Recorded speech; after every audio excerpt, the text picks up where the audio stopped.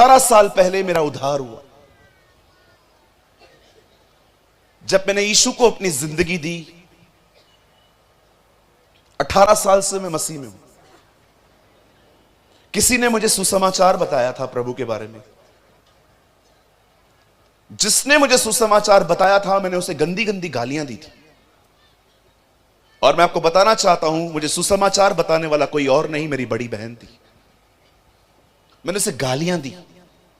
वो कैसेट्स लेके आती थी और वो घर पे उन दिनों में टेप रिकॉर्डर्स होते थे। आज आप सब कुछ यूट्यूब पे देखते हो। मैं जिन दिनों में विश्वास में आया, उन दिनों में यूट्यूब को बहुत कम लोग जानते थे। कैसेट्स आती थी, सीडी आती थी, सीडी जो डीवीडी में डाल के चलानी पड़ती थी। आज आपके पास तो एंड्रॉयड फोन है। मैं जिन दिनों में विश्वास में आया, उन दिनों में ऐसे फोन होते थे जिनमें 100 मैसेजेस आते थे। नए पाने के लिए पुराने डिलीट करने पड़ते थे। इतने मजबूत होते थे वो फोन के 7 माले से फेंको नहीं टूटते थे। आज आपके लिए कितना आसान है, आपके मोबाइल में इतने वचन हैं, बाइबल है। मैं जिन दिनों में प्रभु में आया, उन दिनों में फोन में बाइबल नहीं होती थी। हम नया नियम यहां पर कैरी करते थे और जहां टाइम मिलता था हम उसे पढ़ते थे। मेरी बहन ने मुझे कहा, यीशु मसीह खुदा है, तुझे जाना चाहिए। आप बिलीव कीजिए, मैं अपनी सगी बहन को बुरा भला कहता था, गालियां देता था। जानते हो मैं अपनी बहन को क्या कहता था? तू अंग्रेजों के भगवान पर विश्वास करती। यीशु अंग्रेज है। प्रभु भी जानता था यह प्रॉब्लम आएगी। अगर अब काले पैदा होते हैं तो हमें अलग नाम दिया जाता है। हम गोरे पैदा होते हैं तो हमें कहा जाता है अब अंग्रेज हो। प्रभु ने कहा लफड़ाई खत्म कर देता हूं। प्रभु की चमड़ी ब्राउन थी। आप पढ़ के देखिए इतिहास, यहूदी ब्राउन होते। प्रभु ने कहा ना मैं कालों में जन्मा हूं, ना मैं सफेद पे जन्मा हूं, मैं ब्राउन में जन्मा हूं, तुम लड़ते रहो। मैंने अपनी दीदी को बोला नहीं नहीं, ये अंग्रेज है, इससे प्रार्थना भी अंग्रेजी में ही करनी पड़ेगी। हमें लगता है अंग्रेजों ने प्रभु यीशु मसीह की ठेकेदारी लेके रखी है कि जो भी लोग यीशु को जानना चाहते हैं हमारे पास आओ। लेकिन एक टाइम ऐसा आया जब मैं अपने जीवन में टूटा। मैं आपके सामने खड़ा हूं, मुझे कोई परमेश्वर की भूख और प्यास नहीं थी। मैं उसे ढूंढ नहीं रहा था। मैं अपनी तकलीफों को ठीक करवाने के लिए वहां गया था। मुझे लगा सबको पैसे देके रखे, उसने भी ले लिए, इसने भी ले लिए, इसने भी ले लिए, चले काम करते, यीशु के पास भी जाके देखते। और मैं वहां पर गया। 6 महीने में मेरी जिंदगी बिल्कुल ठीक हो गई, सब ठीक हो गया। बट 6 महीने में मैंने परमेश्वर को बहुत गहराई से जान लिया। मैं आप में से हर एक को कहना चाहता हूं, आप बिलीव कर सकते हैं, आपके यहां पर एक स्लोगन चलता है, छत्तीसगढ़िया सबसे बढ़िया। कहते हैं ना? कहते नहीं कहते? मैं आपको बताना चाहता हूं, यीशु छत्तीसगढ़िया है।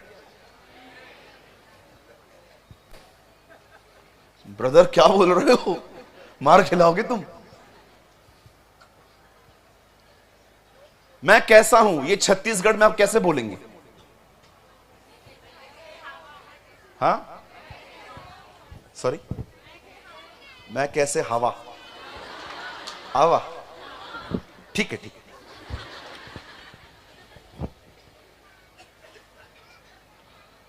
अच्छा, इसको छत्तीसगढ़ में कैसे बोलेंगे? आप बहुत प्यारे हो। बोल मेरी बहन, तू ही बोल।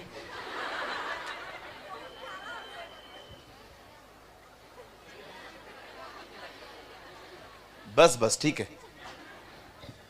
मैं आप में से हर एक को कहना चाहता हूं, आप आज रात को घर जाइए, छत्तीसगढ़ की भाषा में प्रभु से प्रार्थना करिए, वो सुनेगा। रुकिए, मैं क्या साबित करना चाहता हूं। जो एक ही भाषा समझे वो एक ही जाति का खुदा है। जो सारी भाषाओं को समझता है वो परमेश्वर होता है।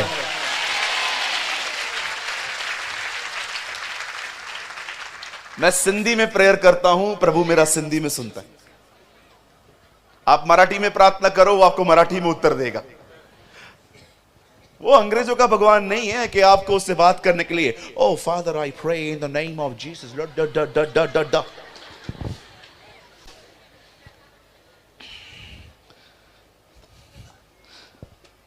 साबित करके दिखाओ ये अंग्रेजों ने लिखी है, ये हिंदी में है।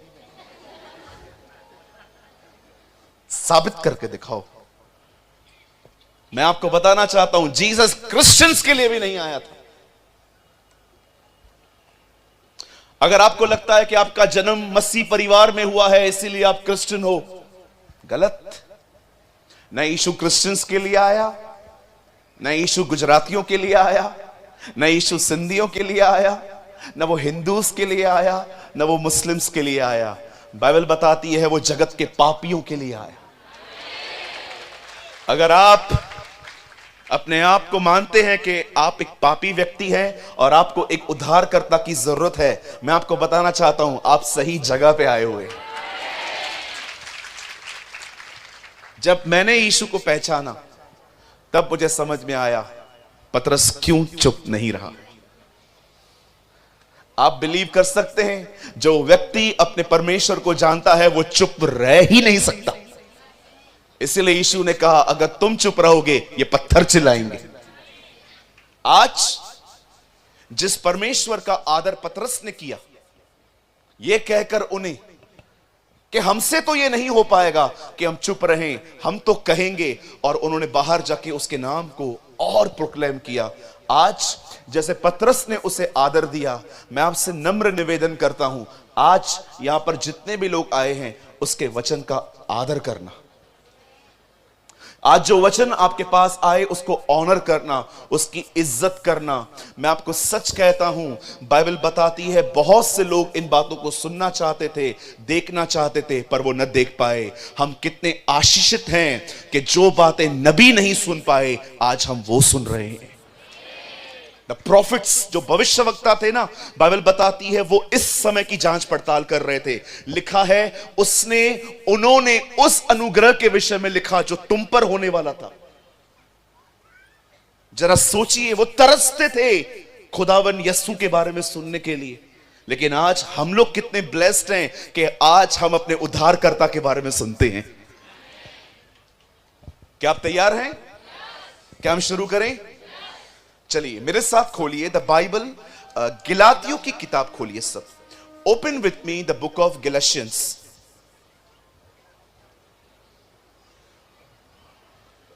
गिलातियों 3 अध्याय।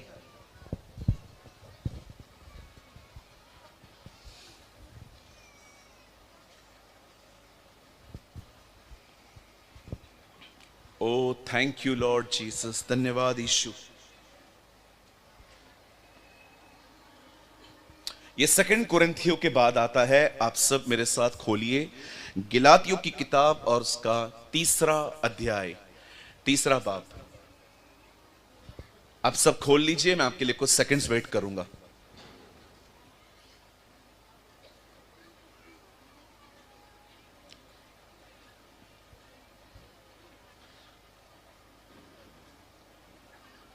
और मैं आपके लिए पढ़ रहा हूं 3 अध्याय का। प्लीज कीप क्वाइट, शांत रहिए। 3 अध्याय का 3। क्या तुम ऐसे निर्बुद्धि हो कि आत्मा की रीति पे आरंभ करके अब शरीर की रीति पर अंत करोगे? मैं 3 गिनूंगा, आप में से हर एक को अपने अपने बाइबल में, अपने कलाम पाक में ये पढ़ना है। 1 2 3।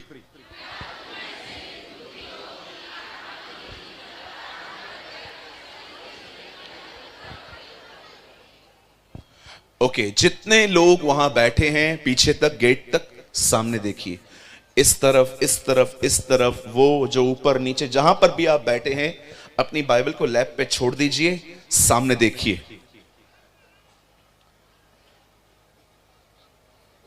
आज से बहुत साल पहले बाइबल बताती है एक विरोध करने वाला व्यक्ति, उसने प्रभु यीशु मसीह को स्वीकारा। पहले उसका नाम शाऊल था, बाद में विश्वास के बाद वो पौलुस नाम से ठहराया गया। उस बंदे ने एक कलीसिया बनाई जिसका नाम था गिलातियो, और वो उस कलीसिया को एक वचन लिखता है, कहता है क्या तुम निर्बुद्धि हो? कहिए निर्बुद्धि। आप जानते हो निर्बुद्धि कौन है? प्रभु के वचन के अनुसार बाइबल के अंदर 4 तरह के लोग हैं, वरन 5। एक है चतुर, बोलिए चतुर। दूसरे हैं भोले, तीसरे हैं मूर्ख, और चौथे हैं बुद्धिमान। ये कैटेगरी है। कितने लोगों ने कल चतुर के बारे में सुना था? बोलिए चतुर। हां, बहुत लोग चतुर हैं। कुछ बोले हैं, बोलो बोले। हाँ, ये बाइबल नहीं पढ़ते, ये बोले लोग हैं। इनको अगर आप बोलोगे ना यीशु 5वें दिन जिंदा हुआ मुर्दों में से, ये उधर भी हां कहेंगे। इन्हें कोई फर्क नहीं पड़ता यीशु 5वें दिन पैदा हो या 6वें दिन। अगर आप इनको बोल दोगे ना अन्य भाषा नाम की कोई भी चीज नहीं है, उसे नहीं बोला जाता, ओके, नहीं बोलेंगे, क्योंकि बाइबल नहीं पढ़ते। इसीलिए वचन कहता है प्रभु का वचन पढ़कर बोला बुद्धिमान बनता है। परमेश्वर नहीं चाहता कि आप बोले बनो, परमेश्वर चाहता है कि आप बुद्धिमान बने। और तीसरे लोग हैं मूर्ख, बोलिए मूर्ख। ये बड़े खतरनाक लोग हैं। आप इनके साथ घूमोगे ना, कोड़े खाने के लिए तैयार रहो। बाइबल बताती है मूर्ख के साथ घूमेगा तुझे कोड़े लगेंगे। मेरा एक दोस्त है, मैं प्रभु को धन्यवाद करता हूं अब वो मेरा दोस्त नहीं है। मेरा एक दोस्त है, बहुत गुस्सा आता है उससे, बहुत गुस्सा, बोलिए बहुत गुस्सा। एक होता है गुस्सा पी जाते हैं लोग, सह लेते हैं ना। एक होते गाली निकालते, एक होते चीजें उठा के फेंकते, वो उनमें है। देखिएगा ना कुछ कुछ लोग गुस्से में आके फेंक देते। मुझे एक दिन प्रभु ने साफ साफ कहा इससे दूर रहे, ये मूर्ख व्यक्ति है। और मैं थोड़ा ज्यादा ही आत्मिक था उन दिनों में, सबको उठा के लेके चलने की कोशिश करता था। बातें मुझे मालूम पड़ा ये लोग मुझे उठा के लेके चल रहे हैं। अब मुझे लगता था मैं सबको उठा के लेके चलूंगा, मैं परमेश्वर बनने की कोशिश करता था। एक खुदा ही है जो सबको उठा के लेके चलता है, हम नहीं बन सकते। कहिए अपने बाजू वाले को, आप सबको उठा के लेके नहीं चल सकते। हाँ, एक दिन मैंने उस भाई को फोन किया, मेरे पास उन दिनों में 2 व्हीलर नहीं होता था। मैंने उस भाई को कॉल करके कहा ब्रदर कहां चलना है? हाँ हाँ बिल्कुल, मैं गाड़ी लेके आता हूं पास्टर भैया, मैं आता हूं। हम लोग गए और हमारा काम हो गया। हम वापस आ रहे थे, एक हवलदार ने उसकी गाड़ी रोकने की कोशिश की, चेक करने के लिए कि लाइसेंस है कि नहीं है। हवलदार जहां खड़ा था ना, वो दूर से ऐसे कर रहा था, उसके पैरों पे ब्रेक मारी, इधर तक टायर आ गया। हवलदार ने बोला पागल है क्या, दिखता नहीं है, मेरे को लग जाता तो। बोलता है लगा क्या?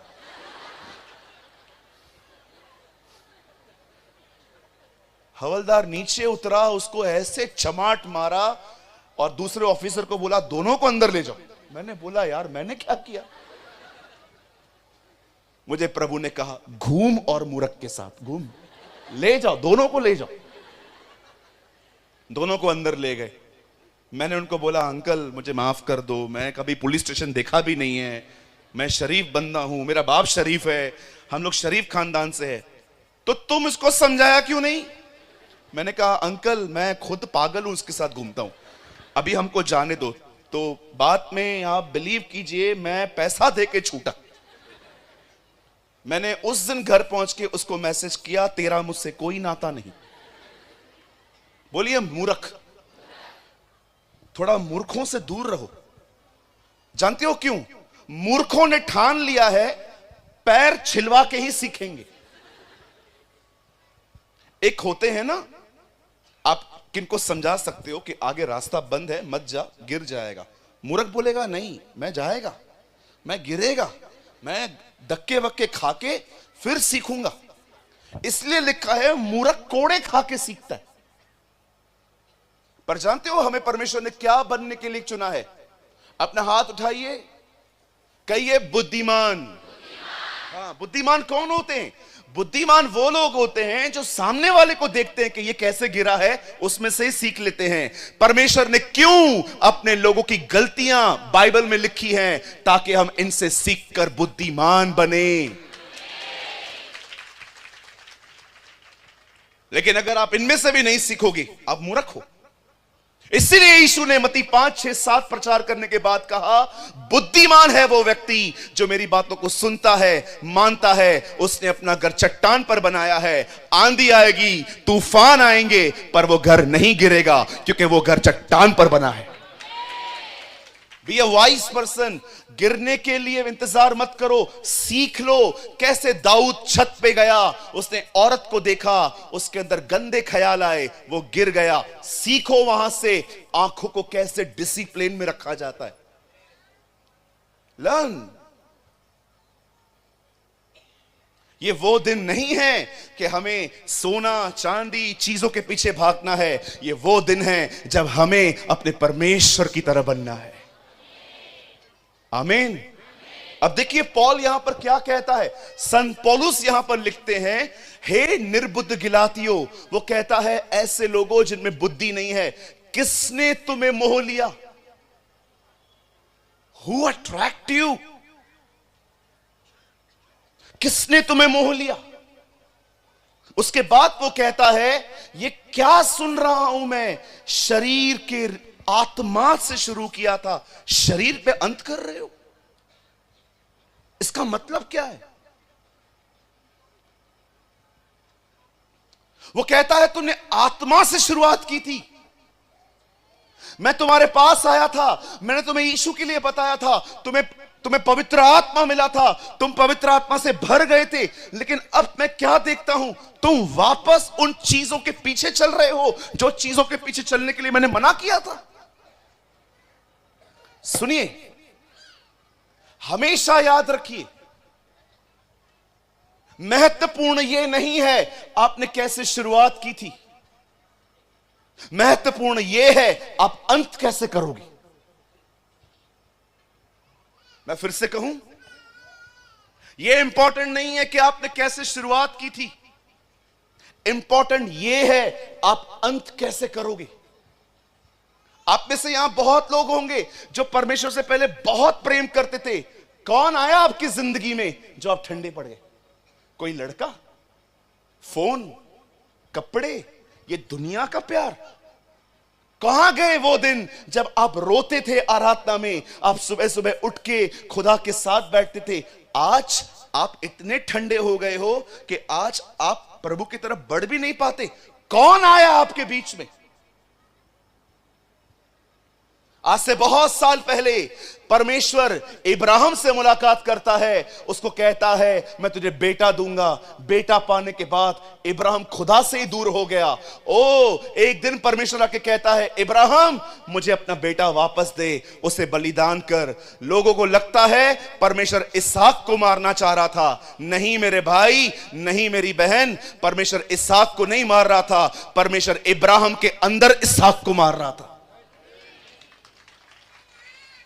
जब परमेश्वर ने देखा कि एक बंदे ने इसके अंदर घुसकर मेरी जगह ली है, तब परमेश्वर ने उससे कहा अपना बेटा दे। जिस दिन इब्राहिम पूरी तरह से कन्विंस हो गया कि हां मैं बेटा दे दूंगा, उसका वो जगह खाली हो गया। उस दिन परमेश्वर ने उससे कहा अब मुझे तेरा बेटा नहीं चाहिए, क्योंकि मैं जान गया हूं तू मुझसे प्यार करता है।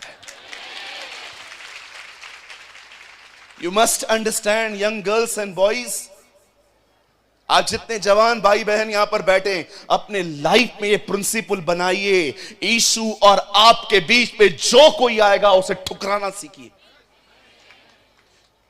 प्रेम सिर्फ चुप रहना नहीं होता, प्रेम सिर्फ गीत गाना नहीं होता, प्रेम सिर्फ कलीसिया आना नहीं होता। प्रेम जुनून है, प्रेम भूख और प्यास है, प्रेम आपको उसकी संगति में बिठाता है, प्रेम आपको उसकी ओर निहारना सिखाता है। That is love. ये दो गीत गा के आप प्रभु से प्रेम नहीं कर सकते। सुर निकालना सब कुछ नहीं है। Love is passion, love is longing, love is hungerness. प्रेम भूख होनी चाहिए। प्रेम आपको रहने नहीं देता जब तक वो आपसे बात न करे। आज बहुत से लोग हैं जिनकी शुरुआत बहुत अच्छी थी, अंत खराब हो रहा है। आप देखिए आजकल कलीसिया के अंदर, बहुत सारी जगहों के अंदर आप देखिए हालात क्या हैं। लोग चलती हुई सभा में फोन यूज करते, कलीसिया के अंदर लड़के लड़कियां बात करते हैं गलत बातें।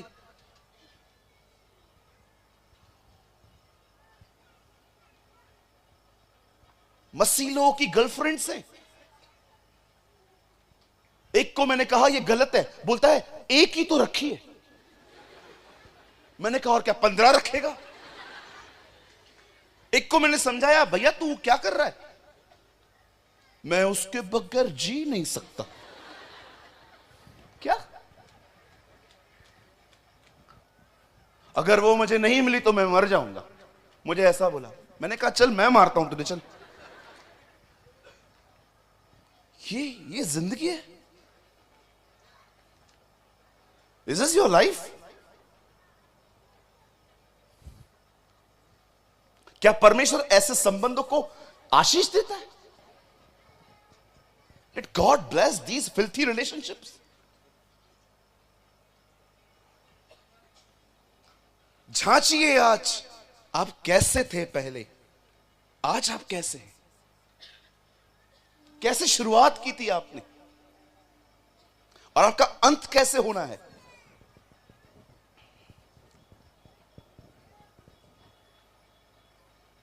बाइबल बताती है एक दिन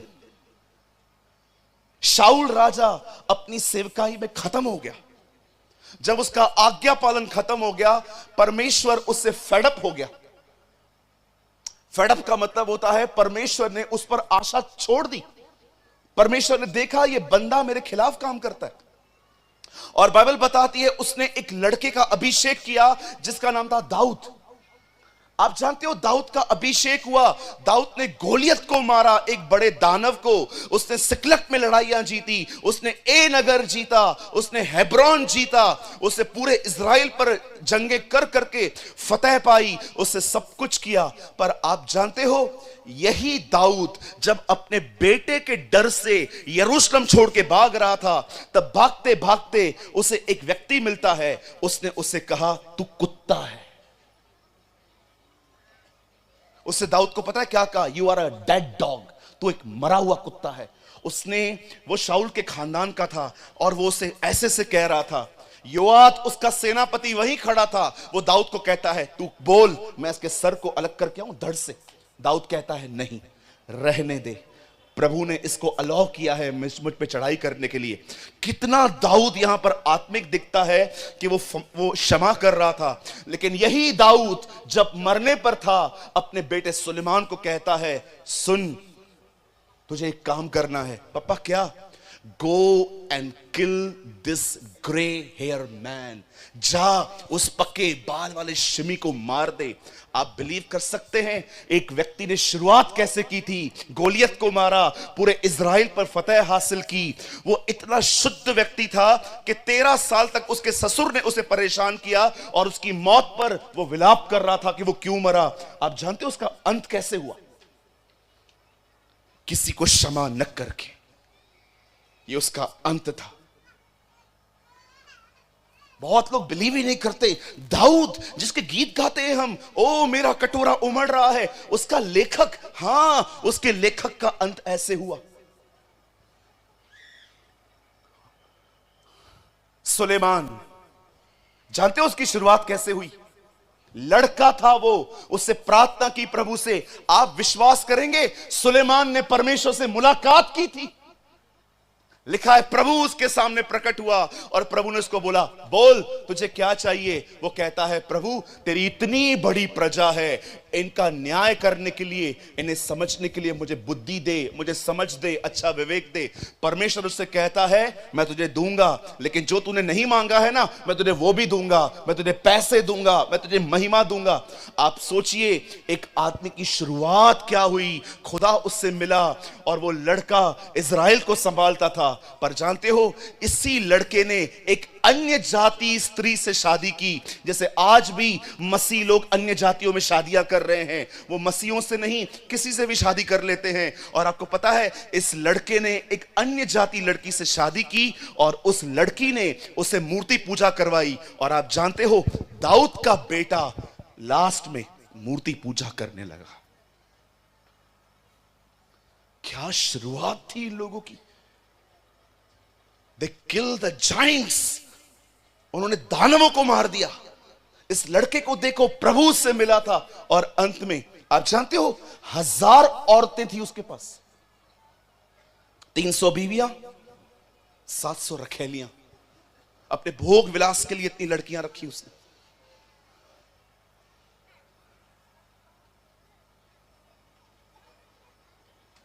नोहा, कितने लोग जानते हैं नोहा कैसा था। एक ऐसा व्यक्ति जिसे परमेश्वर बात करके कहता है, सुन, ये पूरा नगर, ये पूरी दुनिया पाप कर रही है। लड़का लड़के से शादी कर रहा है, लड़कियां लड़कियों से शादी कर रही हैं, पूरी फॉर्निकेशन बड़ी पड़ी है। मैं इस नगर को, सब पूरी दुनिया को खत्म करने पर हूं, पर तू बोर्ड बना, मैं तुझे बचाऊंगा। 120 साल इतिहास कहता है नूह ने उस जलयान को बनाया और वचन कहता है उस आदमी का जल में यान उठाया गया। बाइबल बताती है 5 महीने तक उसका जहाज पानी के ऊपर तैर रहा था। उसके बाद वो नीचे उतरा।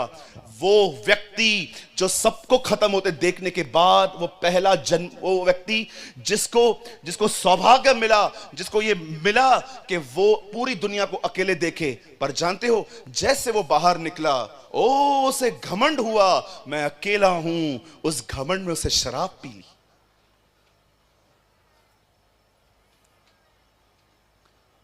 शराब पीने के बाद बगैर कपड़ों के सो गया। उसके बड़े बेटे ने हर एक को बता दिया, लेकिन छोटे ने उसके तन को ढांका। आप बिलीव करेंगे, वचन कहता है उसने अंत के दिन में शराब पी।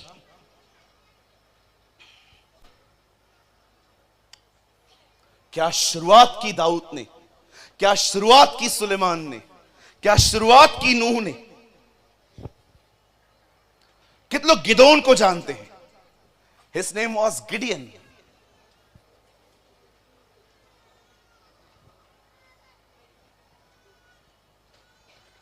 उन दिनों में इजराइल के लोग गुलामी में थे, फिलिस्तीनियों के वश में थे। परमेश्वर गिदोन पे प्रकट होता है और कहता है, हे गिदोन, हे शूरवीर सोरमा, उठ, तुझे लड़ना है। पहले के दिनों में वो विश्वास नहीं कर रहा था, पर उसके बाद बाइबल बताती है उसने विश्वास किया परमेश्वर पर, उसने इजराइल पे फतेह पाई, उसे जीत दिलाई। पर आप जानते हो उसका अंत कैसा हुआ। अंत के दिनों में वो खड़े होकर कहता है, हे इजराइलियों, 40 साल तक मैंने तुम्हारी सेवा की, अब तुम्हें भी मेरे लिए कुछ करना है। अपना अपना सोना मुझे दो। भरी पड़ी है बाइबल ऐसे लोगों से जिनकी शुरुआत आत्मा में हुई, अंत शरीर में हुआ। और बताऊं, यहोशाफात, वचन कहता है वो उपवास रख के प्रभु को ढूंढने वाला व्यक्ति था। आप पढ़ के देखिए, अंत में उसने भी मूर्ति पूजा की। आज मैं आपसे पूछना चाहता हूं, यहां पर जितने भी लोग बैठे हुए हैं, मुझे बताइए, जितना आप खुदा के पहले करीब थे, क्या आज आप उसके करीब हो उतना? कहीं ऐसा तो नहीं है आपके साथ भी वही हो रहा है जो उनके साथ हुआ? शुरू